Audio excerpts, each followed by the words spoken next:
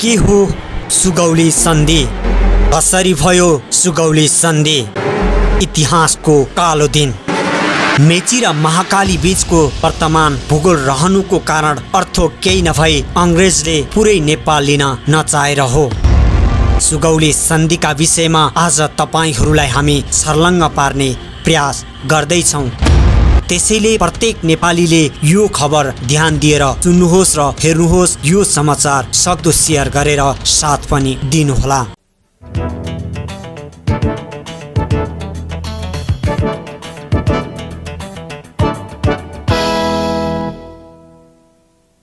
नेपाल राज्य आजको भौगोलिक स्वरूपमा आउनुमा पृथ्वीनारायण शाहको एकीकरण अभियानको योगदानलाई नस्वीकार्नेहरू पनि छन्।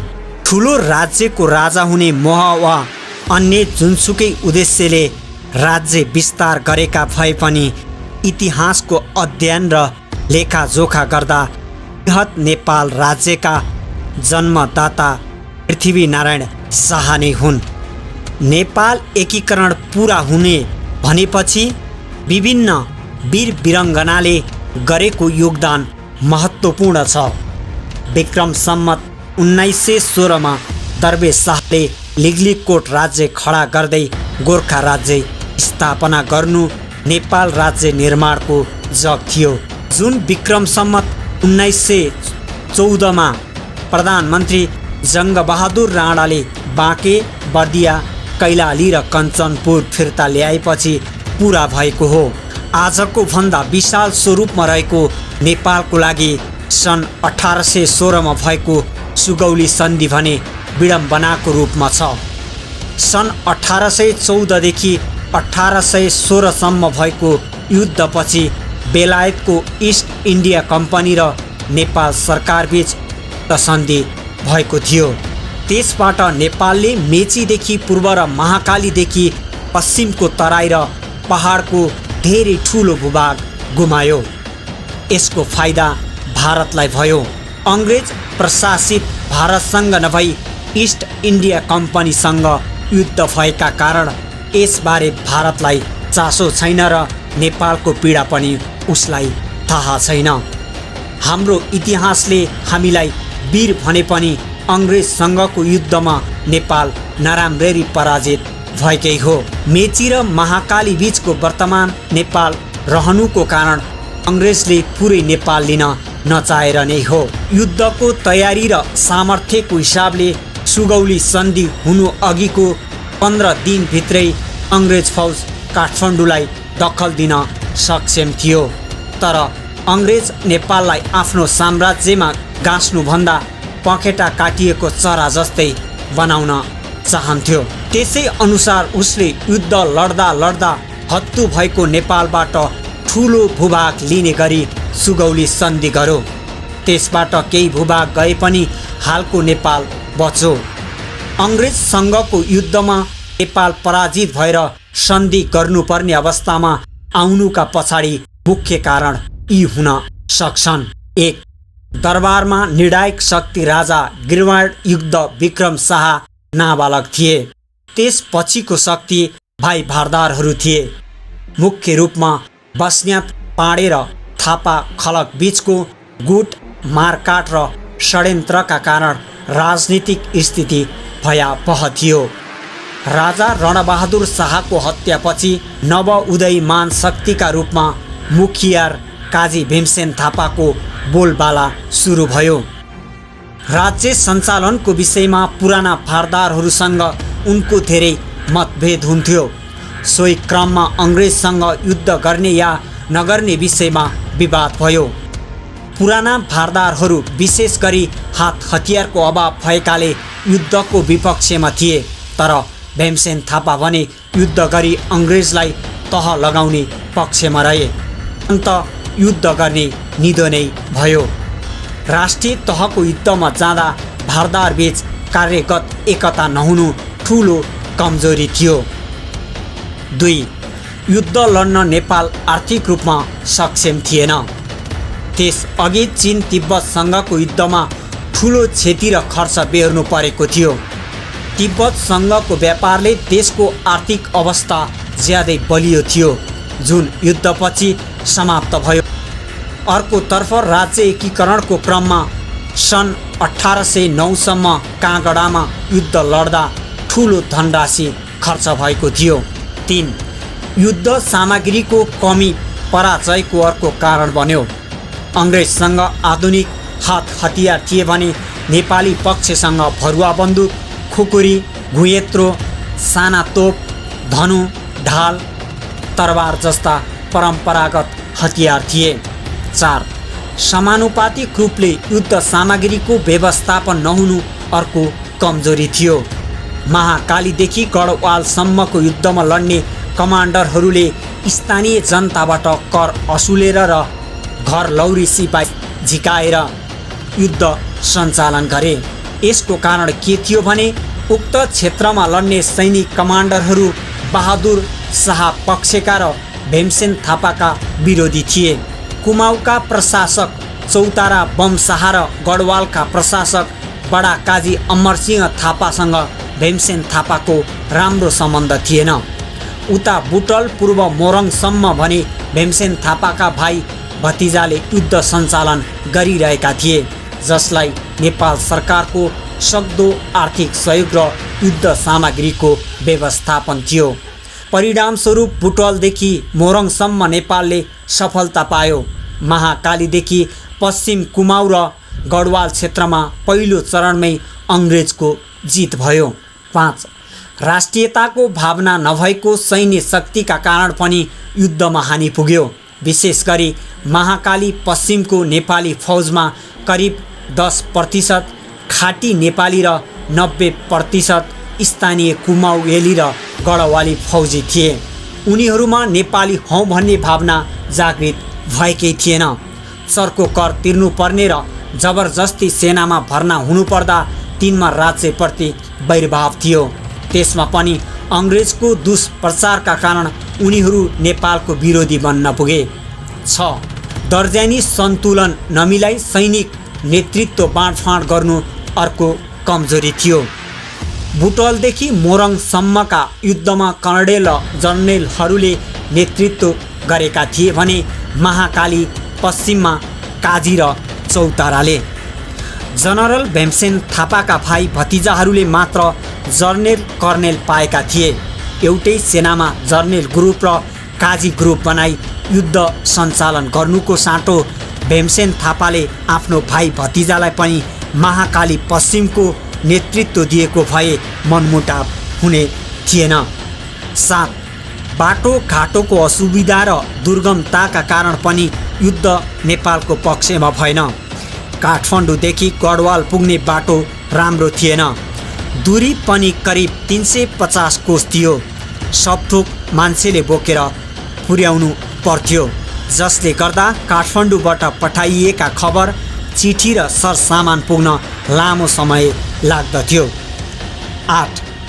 अङ्ग्रेजको झुटा प्रचारबाजी र घुस खुवाउने रणनीतिबाट नेपाललाई धेरै बेफाइदा भएको थियो। विशेष गरी अङ्ग्रेजहरूले नेपालीहरूलाई कुमाऊ र गढवाल इलाकामा अत्याचारीको रूपमा चित्रण गरी त्यसबाट मुक्त गराउन आफू आएको प्रचार गरे।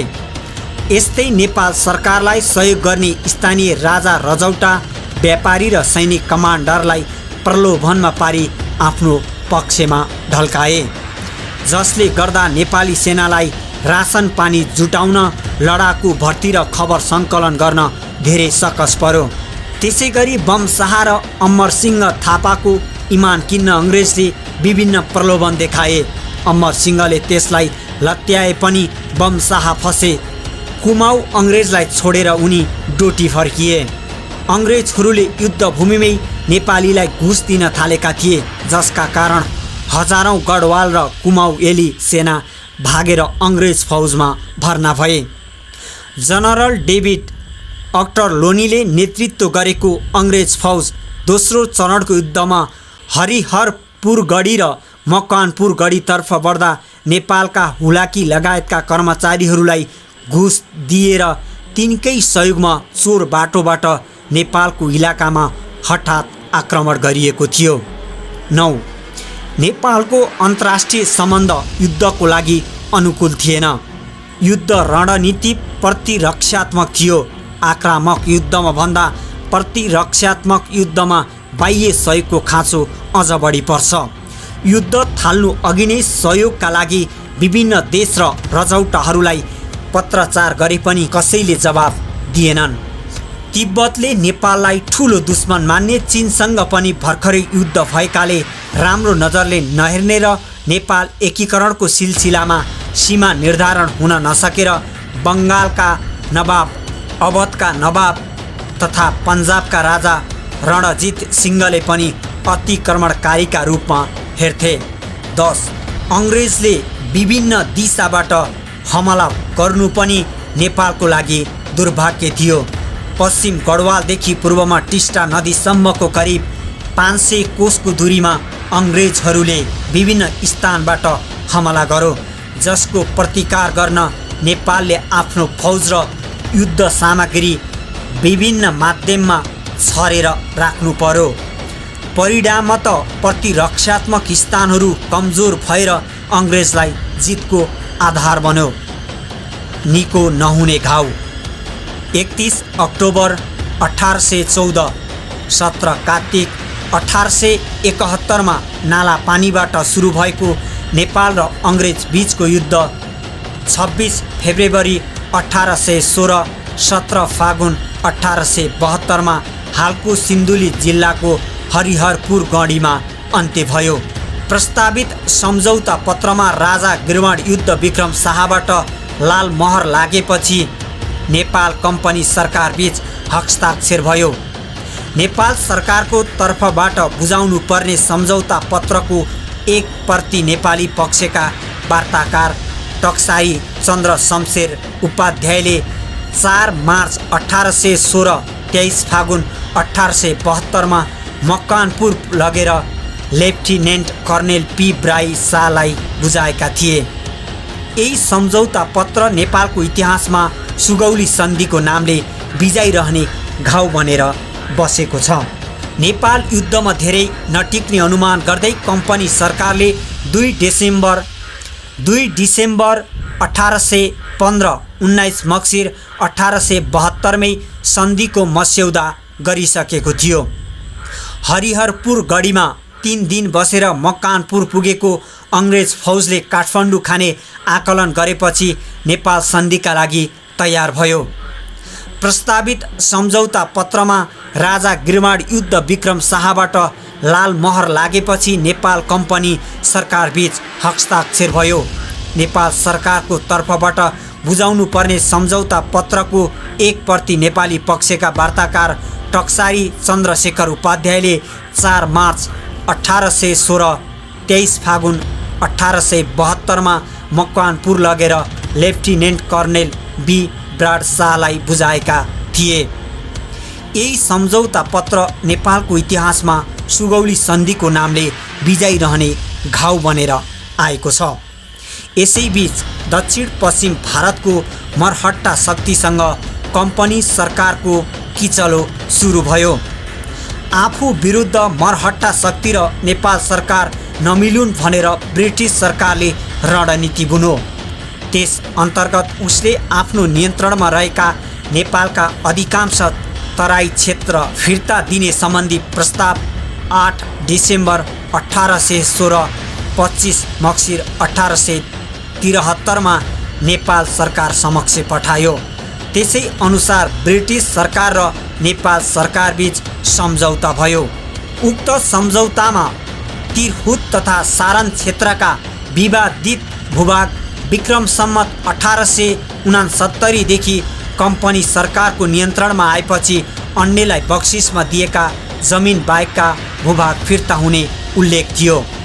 यस्तै कोशी तथा गण्डकी नदी र गण्डकी तथा राप्ती नदीका बीचमा रहेका तराई क्षेत्रहरूमध्ये युद्ध सुरु हुनुअघि नेपाल सरकारको नियन्त्रणमा रहेको सबै भूभाग फिर्ता गरिएको थियो र सुगौली सन्धि भएपछि र 1914 सालमा जङ्गबहादुरले नयाँ मुलुक फिर्ता ल्याउनुअघि पाएको यो भूभागसहित नेपाली सरहद आज पर्यन्त कायम छ।